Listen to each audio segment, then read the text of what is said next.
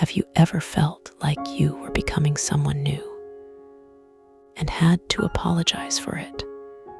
Not because anything bad happened, not because you hurt anyone, but just because you changed, because you wanted something different, because the person you were at 25 is not quite who you are now.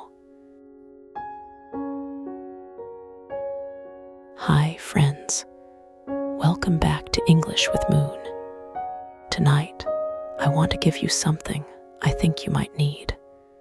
Permission to change, not to improve, not to optimize, not to become the best version of yourself, just to change, fully, quietly, without apology. Have you ever been introduced as a certain kind of person?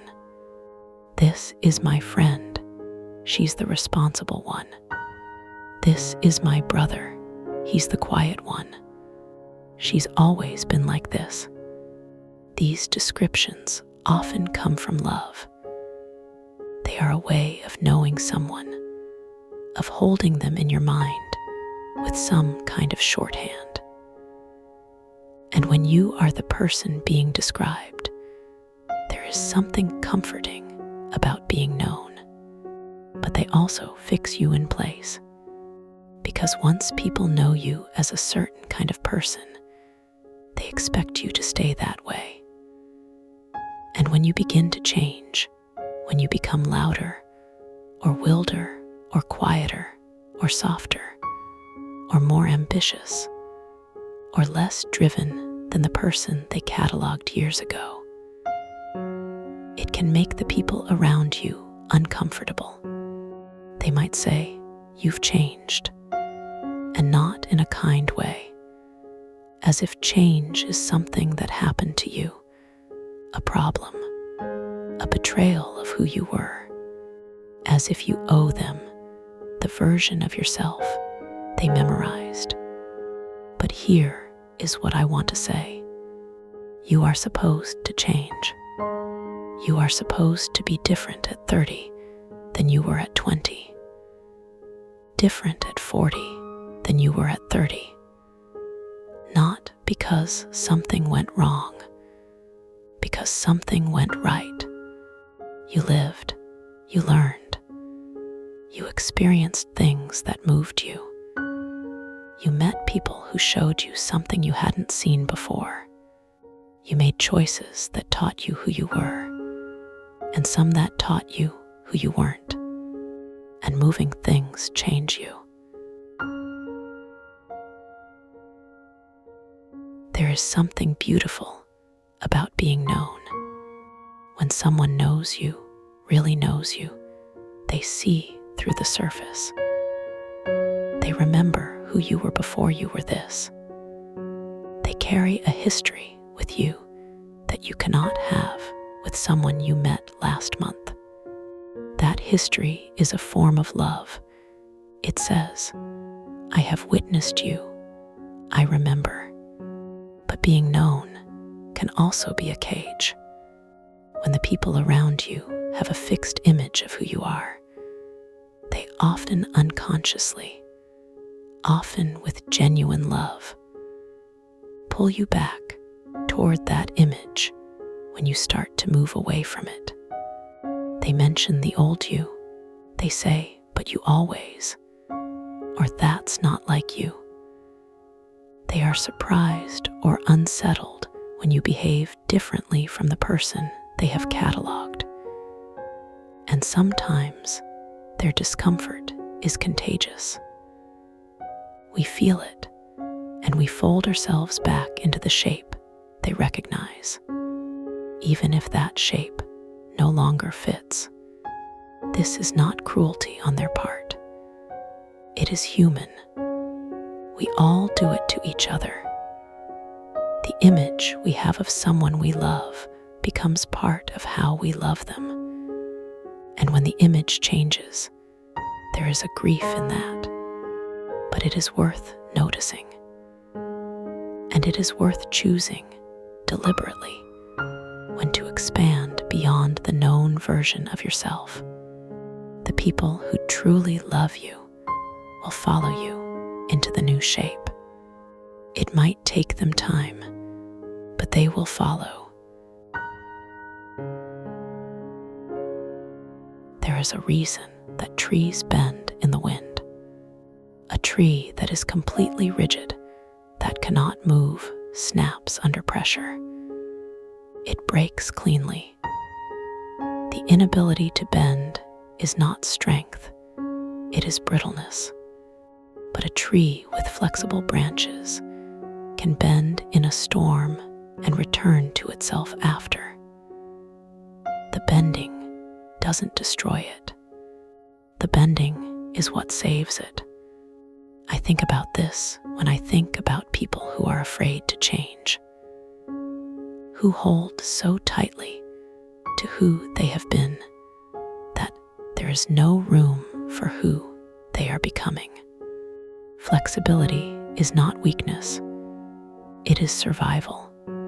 The self that bends with experience, that allows new ideas in, that lets go of beliefs that no longer serve, that is willing to look different to the people who knew the old version. That self is not broken. That self is alive. And a self that is alive is always, always changing. Not randomly, not without integrity, but growing, adapting, becoming more precisely itself with each passing year. I want to tell you about a woman named Elena. Elena was, by any measure, successful. She had built a business from scratch over 15 years. She worked hard. She was respected. She had the kind of professional identity that meant something when she walked into a room. At 38, she sold the business, not because it failed, not because something went wrong, because she woke up one morning and realized she no longer recognized herself in it. She had changed. Her values had shifted. What had felt meaningful at 25 felt hollow at 38. And she had been ignoring that hollowness for long enough that it had become difficult to ignore anymore. When she told people she was leaving, the reaction surprised her. But you worked so hard for this. You're throwing it all away. I thought this was your dream. And she would say quietly, it was, but I'm not the same person who dreamed it. For a while, she felt guilty, like she had let herself down, like she owed it to her younger self to stay, to honor what that woman had built, to be consistent with what she had said she wanted. But then she said something to me that I have thought about many times since. My younger self built something beautiful. I am grateful for her. But she doesn't get to decide who I am at 38. That's my job now. The story of Elena doesn't end with her selling the business. For a year after, she did almost nothing. And I mean that admirably. She visited her sister in another city and stayed for 3 weeks with no agenda. She learned to cook food she had never had time to make. She read books she had always meant to read but had never prioritized. She took long morning walks. People kept asking, "What's next? What are you going to do?" And for the first time in her life, she said, "I don't know. I'm finding out." She had built a business by knowing. by planning, by being strategic and purposeful and clear about the destination. Now she was learning how to not know, how to let something emerge instead of constructing it. 2 years later, she started teaching. Not business, not strategy. She began working with young women on how to trust their own instincts in a world that was constantly telling them to defer to others. She had changed, and the change had led her not backward, not sideways, somewhere she could never have planned her way to. Sometimes the change knows where it is going, even when you don't. I want to be clear about something. Changing is not the same as abandoning your values. Changing is not the same as being unreliable or inconsistent as a person. Changing is not a betrayal of the people who love you. You can change what you do while keeping what you believe. You can change your direction without changing your character. You can become a very different version of yourself in your choices, your priorities, your ways of spending time, while still being unmistakably, fundamentally you, the core of you, the thing that is curious, or tender, or principled, or funny, or fierce, that doesn't disappear when you change. It finds new forms. It expresses itself through new choices. And sometimes the people around you can't see that right away. They see the surface change and they worry. They need time to learn the new shape of you. Give them time, but don't give them veto power. Your growth doesn't need everyone's approval to be real. I want to say something honest about the people in your life. Some of them will follow you into the change. They will be curious. They will ask questions. They will say, "I'm not sure I understand yet, but I can see you are becoming more yourself, and I love you." These people are a gift. Recognize them. But some people won't follow. Some people are attached to the version of you they know, the role you play in their life, the way you made them feel, the comfort of knowing exactly who you were and what to expect from you. And when you change, genuinely, deeply change, it destabilizes something for them. They might pull back. They might criticize. They might try, consciously or not, to pull you back to the shape they were comfortable with. This is painful. I don't want to pretend it isn't. Sometimes growth costs a relationship. Not because anyone is bad or wrong, but because people grow in different directions, and not all directions are compatible with each other. When this happens, grieve it. Genuinely, the loss of a relationship, even one that was keeping you smaller, is a real loss. The person mattered. The history mattered. And then keep going. Your growth does not need everyone's blessing to be real. The people who are meant to walk with you into the next chapter will find their way there.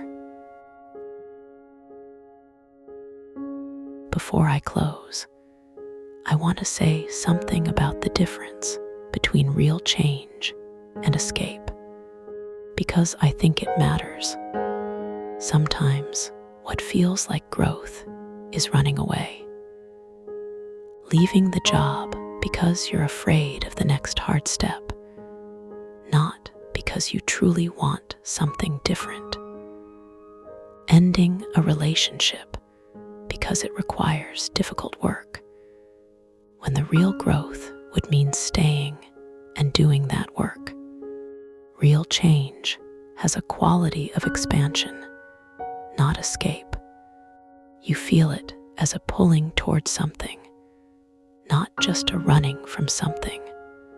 It comes with grief, because real change always means leaving a version of yourself behind. But it doesn't come with the flat feeling of avoidance, of choosing the easier path while telling yourself it's the braver one. In the quiet, most of us know the difference. If you are in the middle of changing right now, if you can feel that restlessness, that sense that the old shape of your life no longer quite fits, trust what you know. You don't need to apologize for becoming. I want to say that again. You don't need to apologize for becoming who you are. Not to the people who knew the old version and preferred it. Not to your younger self who made plans that no longer feel right. Not to anyone who needs you to stay the same in order to feel comfortable. The becoming is not a betrayal. It is the whole point. We are not static things. We are not the person we were at graduation, or at the beginning of the relationship, or when we made that decision 5 years ago. Life moves through us. It changes us. We grow toward light and away from things that no longer feed us, the way plants do. Not because we are being difficult, but because that is what living things do. You don't need everyone's understanding before you move forward. Some people will follow you into the new shape immediately. Some will need time. Some may not make the journey. But your growth doesn't need everyone's blessing to be real. It is real. It is yours. It has been building in you longer than anyone can see from the outside. And this moment you are in, where you feel the change happening, but haven't yet become fully what you are becoming. This is not the difficult part you need to endure. This is the part that matters. Elena sold her business, learned to cook slowly, and 2 years later found something she never could have planned her way to. She didn't know where the change was going. The change knew. You are allowed to trust that. The moon changes shape every night. It doesn't resist. It doesn't mourn the full moon while it's a crescent. It doesn't explain itself to the sky. It simply moves through its phases, each one complete, each one real, each one exactly what it needs to be. You are allowed to do the same. Thank you for spending this time with me. This is English with Moon, 12 episodes now. I am so grateful you have been here for this journey. Tell me in the comments, is there a way you have changed recently that surprised even you? I'd love to hear. If someone in your life is in the middle of their own quiet change right now, pass this episode along to them. They might need the reminder that they don't owe anyone an explanation. Come back on Thursday for our next episode. And until then, you are not the same person who started this series. And that is the whole point. Good night, friends.